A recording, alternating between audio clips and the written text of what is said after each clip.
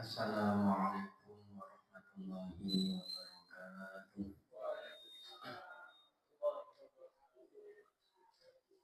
Bismillahirrahmanirrahim. Alhamdulillahirabbil alamin. Wa bihi nasta'inu ala umuri dunya waddin. Wassalatu wassalamu ala asyrafil anbiya'i wal mursalin. Sayyidina wa maulana Muhammadin wa ala alihi wa ashabihi ajma'in. قال الله تعالى في كتابه الكريم أعوذ بالله من الشيطان الرجيم بسم الله الرحمن الرحيم رب اشرح لي صدري ويسر لي أمري واحلل عقدة من لساني يفقهوا قولي أما بعد حضرة المحترمين والمكرمين para alim, para ulama, para kiai, para sepuh bini sepuh ingkang tansah kawula mulyakaken, para bapak, para ibu, para sedherek sedaya ingkang kawula hormati. Pertama-tama mari kita panjatkan puja dan puji syukur kehadirat Allah Subhanahu wa taala yang mana telah berikan kita nikmatnya, hidayahnya, inayahnya, sehingga kita semua dapat berkumpul bersama di majelis yang insya Allah diberkahi oleh Allah, majelis ilmu, majelis yaitu SMS pengajian Senin malam Kamis, Senin malam Selasa, Senin malam Kamis. Jadi kalau ngecekin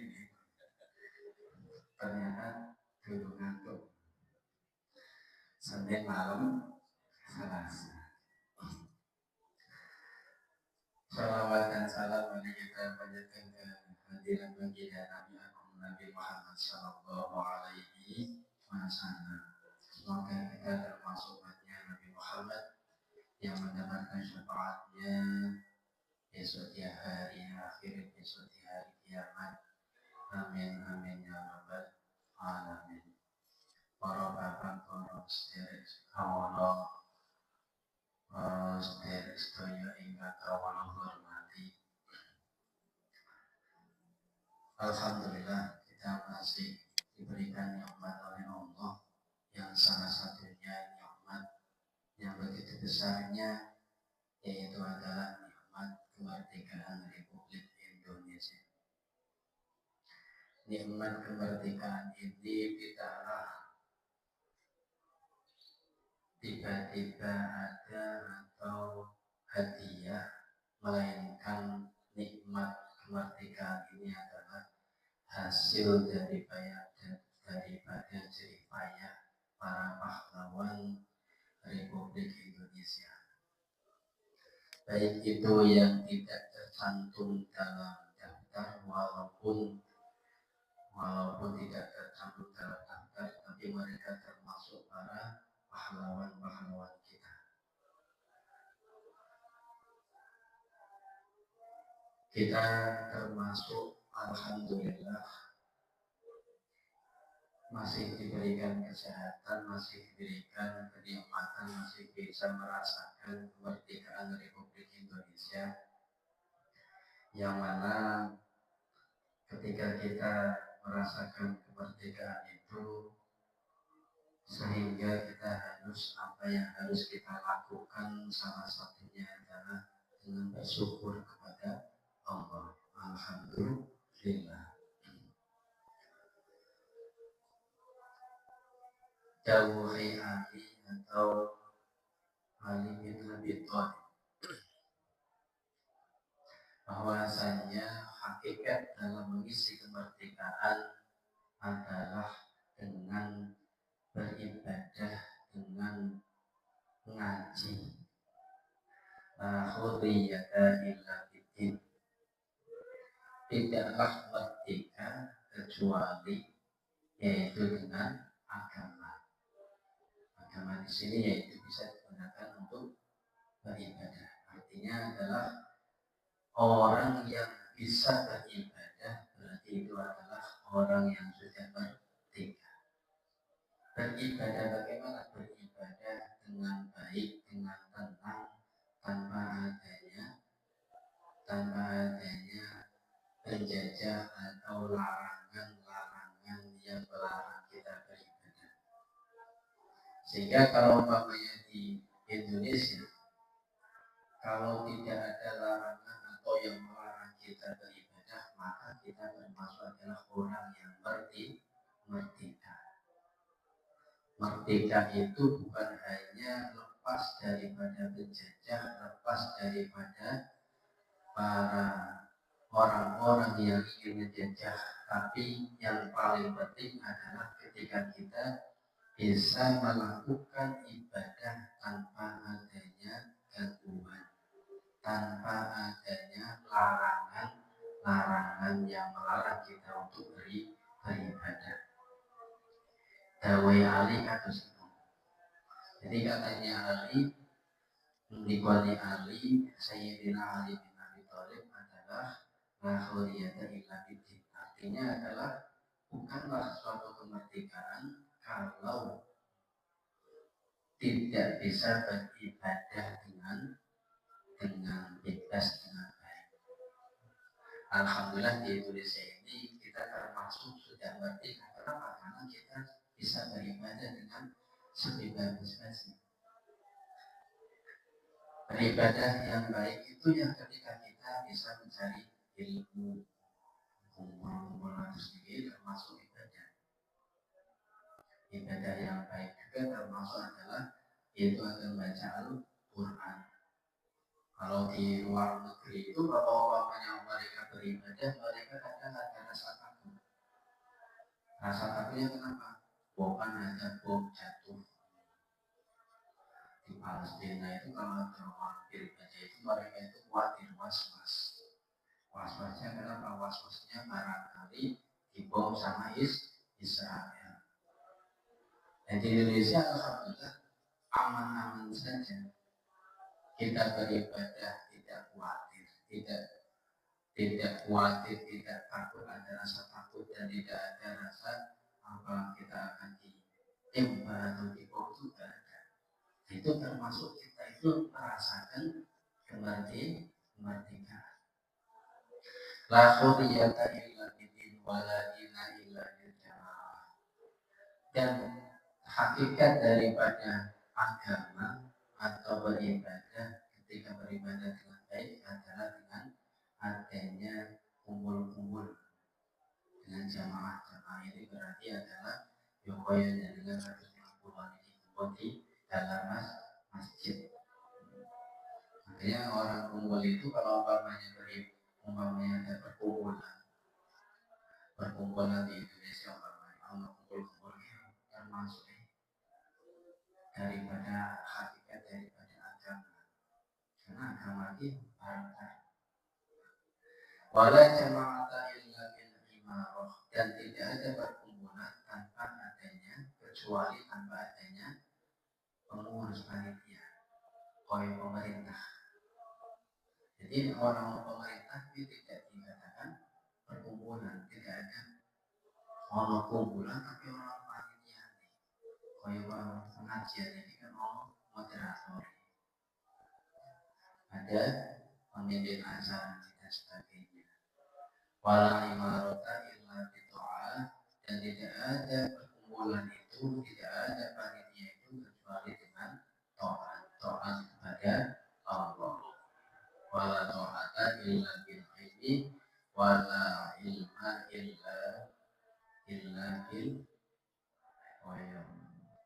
wala ta'ata illa bil ilmi, dan tidaklah taat itu kecuali dengan ilmu. Tanpa ilmu orang iso taat. Kira-kira pamane orang duwe ilmu iso taat, yo kurang sempurna. Kurang sempurna ini karena ibadahnya tidak didasari dengan ilmu. Makanya ilmu itu ujung daripada segala sesuatu. Bismillahirrahmanirrahim. Apa yang kita bisa peroleh, apa yang kita bisa petik daripada kemerdekaan Republik Indonesia ini, salah satunya adalah sifat sabar. Di dalam hadis diterangkan, di dalam Al-Quran juga ada, yaitu keterangan sabar. Sabar para pejuang, sabar para pahlawan yang memperjuangkan kemerdekaan Republik Indonesia. 350 tahun Indonesia dijajah oleh penjajah kurang lebih 350 tahun. Kira-kira orang sabar itu orang mungkin bisa. Makanya ketika sabar itu ada 3 tingkatan, ada 3 kesabaran. Yang sabar itu adalah dalam menjalankan ketaatan. Jadi dalam beribadah, dalam ketaatan itu dibutuhkan kesabaran. Karena kesabaran itu adalah kunci dalam ketika taat. Nek wong iso taat dalam menjalankan ibadah, taat dalam menjalankan perintah-perintah Allah, itu butuh kesabaran. Contoh, orang sholat umpamanya sholat kira-kira jam 3 pagi kontangi orang sadar orang bakal bisa. Apa meneh contohnya malih nek umpamane ana wong kondo ngaji terus apa besok pak mangane apa pamane. Anake dipondoki besok pak mangan apa biasa mungkin orang sadar oh iya. Makanya sabar dalam menjalankan ketaatan itu perlu. Dan sabar dalam musibah, termasuk dalam keadaan terkena musibah, dalam keadaan terkena cobaan. وَلَنَبْلُوَنَّكُمْ بِشَيْءٍ مِنَ الْخَوْفِ وَالْجُوعِ وَنَقْصٍ مِنَ الْأَمْوَالِ وَالْأَنْفُسِ وَالثَّمَرَاتِ. Bahwasanya Allah akan memberikan atau menguji hamba-hambanya dari hamba-hamba itu dengan sedikit rasa takut. Rasa takut dari musibah, dari kekurangan. Makanya ketika seseorang itu, keimanan seseorang itu berat atau banyak lebihnya itu tergantung daripada ketika dia dicoba. Nah, orang ngaku iman, orang ngaku sabar, tapi tidak dalam keadaan coba. Biasanya gampang. Aku sabar, aku iman, enak. Tapi pas ketika dia coba, belum mesti iso. Makanya orang ketika dicoba itu seberapa besar dia itu kok sabar dalam jalan musibah, sabar dalam ketika cobaan Allah dari Allah itu, ketika dia itu kok bisa sabar, masih beriman, itu berarti itu menentukan seberapa besar keimanan dan kesabaran orang tersebut. Makanya orang sabar itu as-sabru kasibri. Sabar itu koyo pahite broto wali. Wangil sabar. Ono musibah tidak cobaan, iso sabar ke luar biasa. Yang pamane orang tiga cobaan, kalau tenang-tenang untuk iso sabar, yo iso gampang. Tapi ketika orang itu dicoba oleh Allah, diberikan cobaan oleh Allah dan diberikan musibah oleh Allah, ketika itu kok bisa bersabar, itu termasuk adalah orang-orang yang memang dipilih, orang-orang yang memang mendapatkan nikmat yang sungguh luar biasa. Kenapa? Karena dari sabar itu dalam menerima cobaan, dalam menerima musibah, dia akan mendapatkan pahala yang luar biasa besarnya. Luar biasa.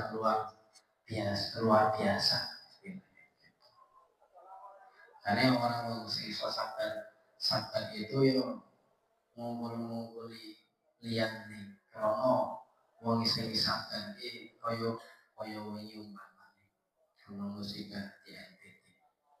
Itu nih orang sabar luar biasa. Karena orang kena musibah kok sabar gampang. Karena seberapa besar seseorang itu iman atau tidaknya itu ketika dia dicoba. Coba itu untuk menguji apakah hamba itu masih beriman kepada Allah, hamba itu seberapa besar keimanan seorang hamba itu kepada Allah. Dan yang sabar yang ketiga adalah sabar dalam menjauhi maksiat. Maksiat ini perlu kesabaran. Orang menjauhi maksiat itu perlu kesabaran. Dia orang sabar, orang Islam. Menjauhi maksiat, kayak mana contohnya maksiat mata, maksiat telinga, maksiat kaki dan sebagainya. Itu butuh kesabaran. Karena wong sabar ini tidak hanya sekedar ketika dicoba, kemudian dia bisa menjalankan taat, akan tapi ketika dia menjauhi sebuah maksiat, orang sabar mengempat nafsunya ketika nafsu itu ingin melakukan maksiat itu lebih ambil daripada beribadah. Wong ibadah ketika mau ibadah sholat itu gampang, sholat. Tapi ketika dia itu kok merasa diri itu mengempat nafsunya agar tidak maksiat, itu menguli sholat. Nah, sholat gampang. Tapi koyo nek ono cobaan koyo maksiat, wah mengempat nafsunya itu butuh sabar. Makanya orang sabar itu ketika menjauhi dari maksiat itu termasuk adalah orang yang memang iman dan tawakalnya pada Allah itu luar biasa. Imannya harus kuat. Dan di dalam Al-Quran disebutkan bahwa ia tawakal bahwa hasbuh. Wong sing tawakal, wong sabar, terus juga tawakal. Para pemimpin kita, para pahlawan kita yang gugur zaman dulu itu, mereka itu di samping sabar, mereka juga tawakal. Tawakalnya gimana? Tawakalnya ketika mereka itu melawan para penjajah, mereka menggunakan sesuatu apapun untuk melawan para penjajah.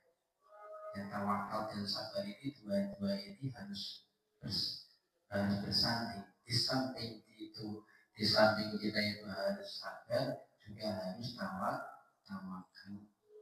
Tawakal itu berserah diri. Para penjajah, para pahlawan yang telah gugur itu, mereka itu juga pasrah, tawakal. Tapi sebelum tawakal mereka berusaha. Para orang-orang yang sudah gugur itu, mereka itu berusaha bagaimana? Tidak ada senjata, tapi menggunakan bambu runcing. Artinya tetap orang usahanya walaupun terbatas. Mereka tetap berusaha. Dan tawakalnya itu di mana? Walaupun mereka menggunakan bambu runcing melawan senjata. Orang tawakal mesti mundur. Orang bakal mati kalau penjajah.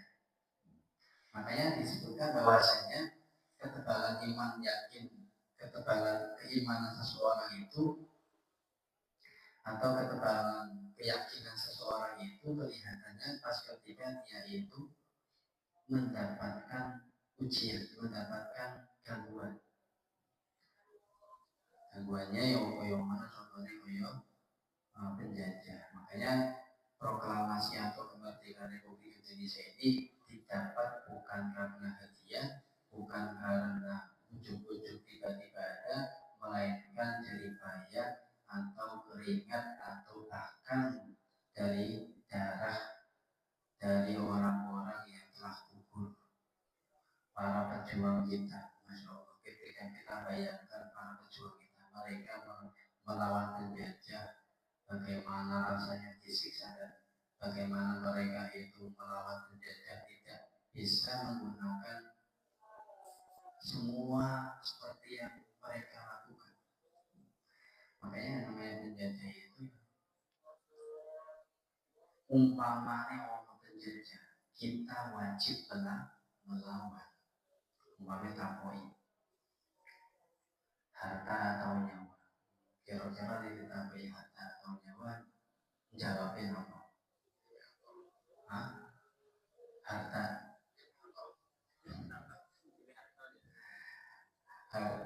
Harta atau nyawa, pilih orang loro-loro.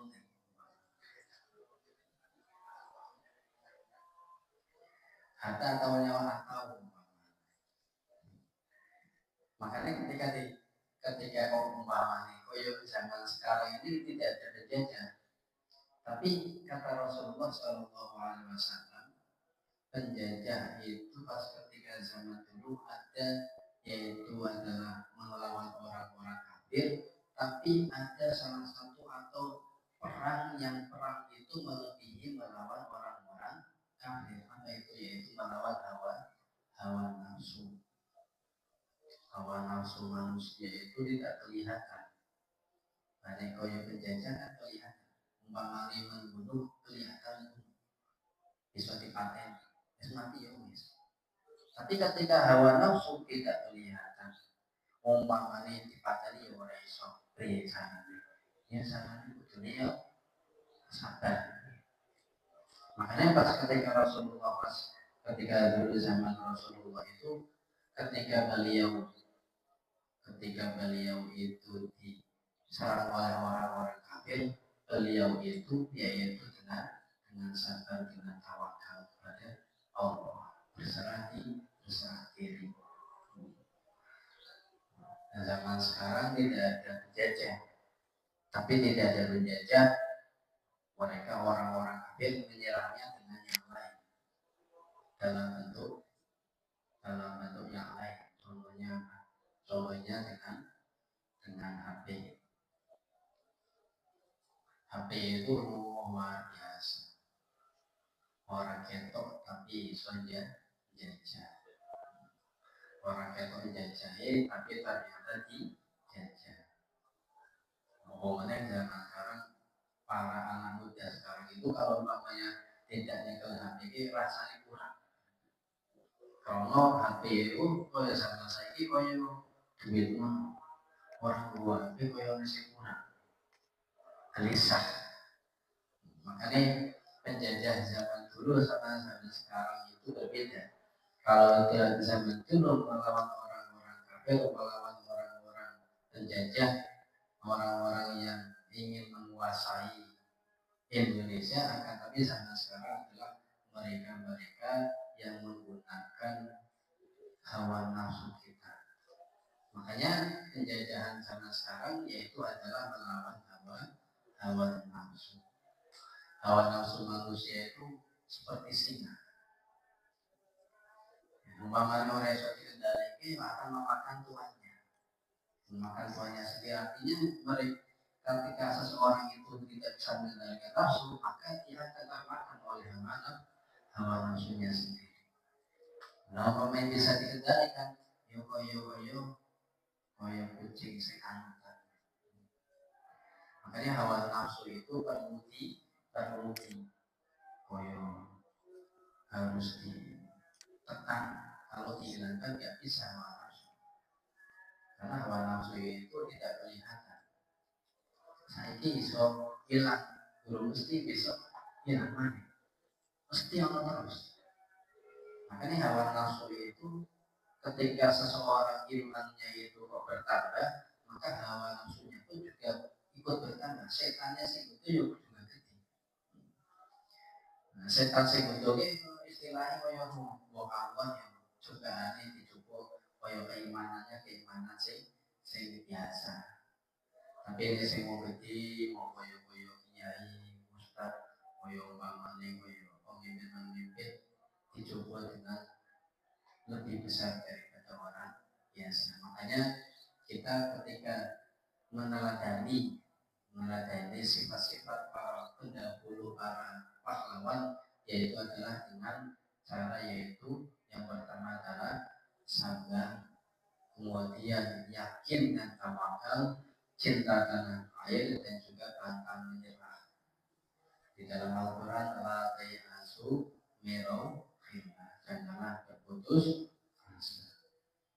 Makanya kemerdekaan itu harus kita upayakan, harus kita jaga dengan apa? Dengan beribadah, dengan cara beribadah kepada Allah. Dawe Ali bin Abi Thalib, yaitu apa? Yaitu dengan beribadah. Hakikat ketika mengisi kemerdekaan adalah dengan beribadah kepada Allah.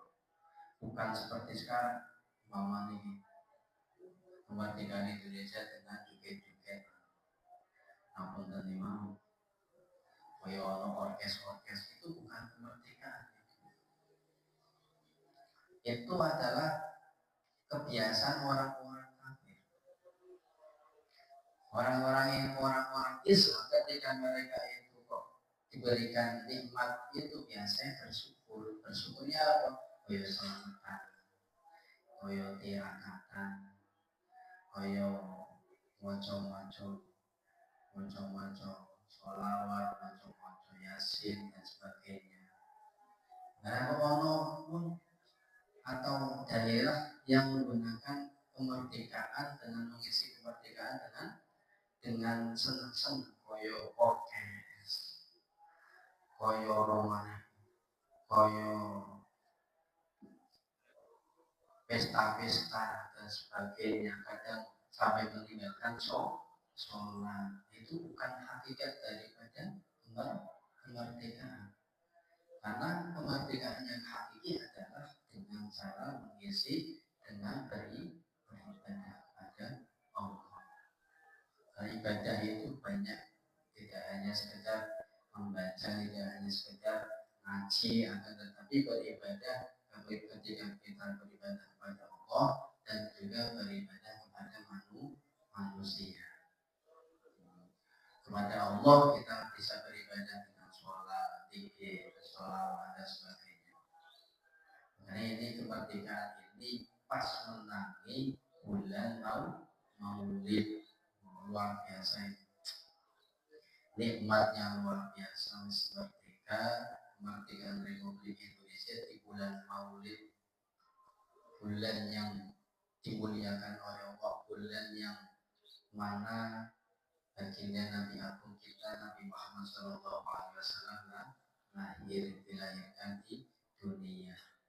Nabi Muhammad lahir pada hari Senin tanggal 12 Rabiul Awal. Ini bulan Maulid. Bulan Maulid ini setidaknya sing biasa maca sholawat ping 1 yo maca sing ping 4 sing sampai 1 karena bulan-bulan istimewa, bulan kelahiran Nabi Muhammad SAW. Kata Allah dalam hadis qudsinya, jika bukan karena Nabi Muhammad, maka Allah tidak akan menciptakan alam semesta.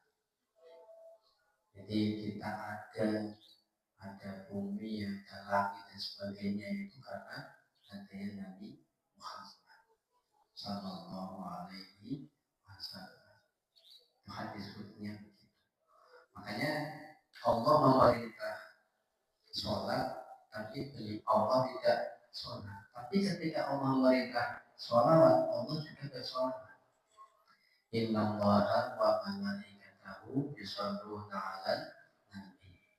Sesungguhnya Allah dan para malaikatnya juga bersolawat kepada Nabi Muhammad Sallallahu Alaihi Wasallam. Beda dengan ibadah yang lain. Kalau Allah tidak perintah sholat tapi tidak sholat, perintah ngaji tapi tidak ngaji, perintah puasa tapi tidak puasa. Tapi ketika perintah sholat, ketika perintah bersolawat kepada Nabi Muhammad, Allah juga bersolawat. Mau sholawat itu, tapi intinya yang betul-betul sholat. Sholawati menungso karo sholawati malaikat yo itu diberi kalian Pak menungso sholawati mengucapkan Allahumma sholli ala sayyidina Muhammad. Malaikat dia juga sholawat, tapi sholawati itu begitu juga tapi sholawat intinya berso dan sholawat. Makanya Nabi Muhammad Shallallahu Alaihi Wasallam ketika beliau lahir di bulan Rabiul Awal, pas ketika itu Abu Lahab namanya Rasulullah itu sama senangnya beliau itu sama senangnya Abu Lahab itu memerdekakan budaknya pada hari Senin. Jadi Abu Lahab senang pas ketika Nabi Muhammad lahir. Sehingga pas ketika itu Abu Lahab walaupun menjadi orang kafir, tapi setiap hari Senin mendapatkan keringanan siksa. Kenapa? Karena senang hormati kelahiran Kanjeng Nabi. Nah senangnya beri, jadi di tangannya itu keluar air. Jadi setiap hari Senin itu Abu Lahab itu bisa minum air dari tangannya. Kenapa? Karena salah satunya berkah daripada seneng karo kelahirannya Kanjeng Nabi. Nabi kita Nabi Muhammad Sallallahu Alaihi Wasallam secara dohirnya adalah manusia, tapi walaupun manusia beliau adalah Khatamil Anbiya wal Mursalin dan juga pemimpin daripada Nabi. Pemimpin para Nabi lebih otomatis lebih daripada Nabi-Nabi yang lain. Pemimpin para Rasul juga. Para Nabi, para Rasul bedanya apa? Kira-kira Nabi para Rasul. Nabi yaitu ketika diberikan wahyu, tapi wahyunya tidak untuk kepada umat. Tapi kalau Rasul diberikan wahyu, kemudian disampaikan kepada umatnya. Karena Nabi itu jumlahnya tidak hanya satu, tidak hanya 25, tidak hanya 25 Nabi, akan tapi jumlah keseluruhannya itu adalah 124.000. Nabi itu jumlahnya lebih banyak. Makanya ada Nabi Hidir, Nabi Sis, ada Nabi Sis Nabi Sis, Nabi Hidir, dan nabi-nabi yang lain yang tidak tercantum dalam Al-Quran. Tapi ada nabinya. Makanya nabi-nabi itu tidak disuruh untuk menyampaikan kepada umatnya, hanya untuk dirinya sendiri. Koyo Nabi Khidir. Nabi Khidir boleh mendapatkan wahyu tapi di mulut dirinya sendiri. Berbeda dengan Nabi kita Nabi Muhammad Sallallahu Alaihi Wasallam. Ada sebuah cerita yang mana cerita ini yaitu pas ketika Nabi Muhammad lahir. Beliau pas ketika lahir yaitu Nabi Muhammad yaitu pas ketika lahir setelah ketika umur 2 tahun beliau itu disusui oleh Halimatus Sa'diyah. Halimatus Sa'diyah pas ketika itu adalah wongi kering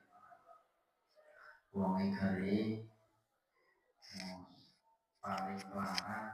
Tapi pas ketika beliau menyusui Nabi Muhammad beliau wongi sing mau nih orang duwe lagi akhirnya disuki karena nyusuni Kanjeng Nabi Muhammad Halimatus Sa'diyah yang menyusui Nabi Muhammad siapa? Halimatus Sa'diyah dan Suwaibatul Aslamiyah. Makanya pas ketika Nabi Muhammad lahir itu, pas ketika hari Senin tanggal 12 Rabiul Awal itu menjadi suatu rahmat bagi umat manusia, rahmat yang luar biasa. Tidak mungkin kita bisa mengenal Islam, tidak mungkin kita bisa mengenal apa itu isi Al-Quran kalau bukan karena Nabi Muhammad Sallallahu Alaihi Wasallam. Makanya kita sebagai umatnya ya seharusnya karena memang Nabi kita itu lahir pada Rabiul Awal, ini bulan ini bulan Rabiul Awal, sehingga kita memuliakan Rabiul Awal karena cintaan kita kepada baginda Nabi Agung Nabi Muhammad Sallallahu Alaihi Wasallam.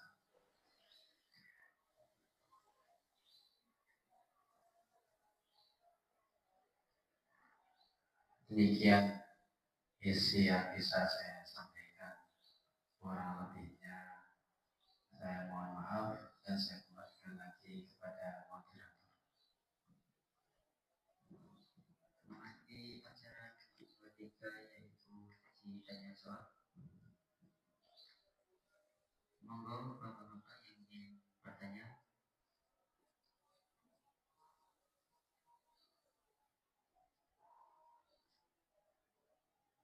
Dan bapak.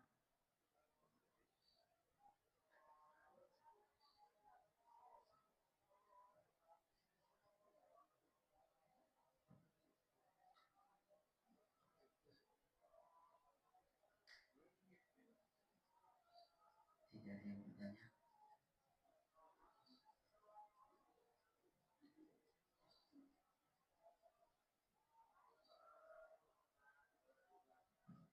Memasuki acara yang keempat yaitu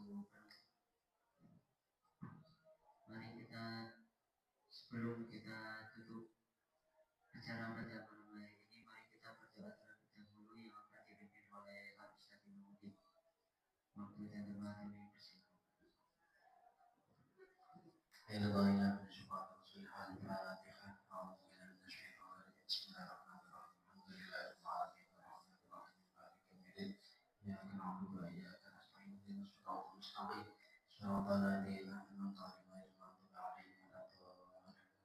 Bismillahirrahmanirrahim.